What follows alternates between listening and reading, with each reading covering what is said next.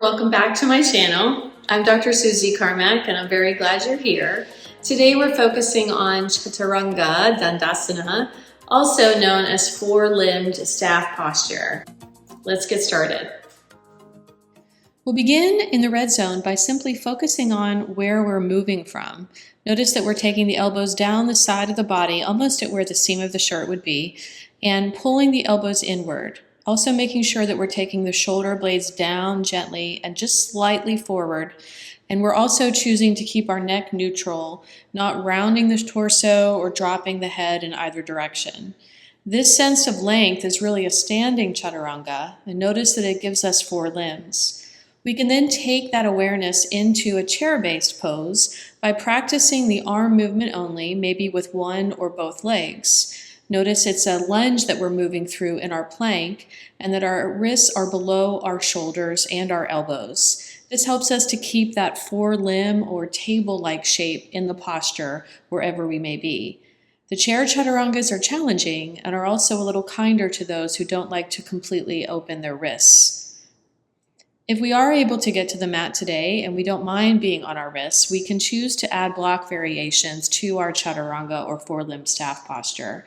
One variation is to actually place the blocks in a line, as we see here, and to lie on top of the blocks, which isn't terribly comfortable, but does give us awareness of how we can keep our spine neutral and not drop into our low back.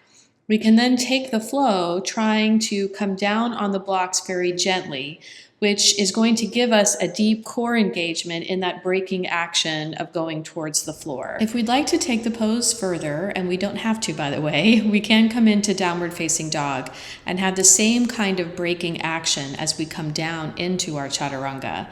Notice that the elbows are above the wrists because we shifted forward out of plank. Another variation that's a bit kinder to the wrists is to take an elbow-based plank. Notice that we can again start on the blocks with our knees on the mat and try to pull ourselves carefully off the blocks from our abdominals.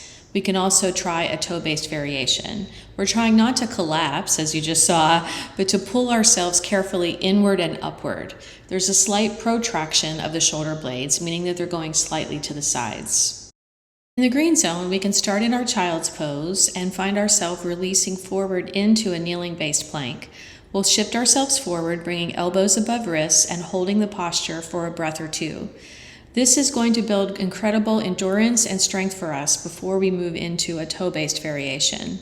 We'll find our plank pose, pull in and up on the abdominals, especially Mula Bandha as well, and shift forward and downward. We're trying to keep our spine neutral, and we're choosing to keep our elbows above our wrists. And there you have it, plank posture from my new book, Yoga for One.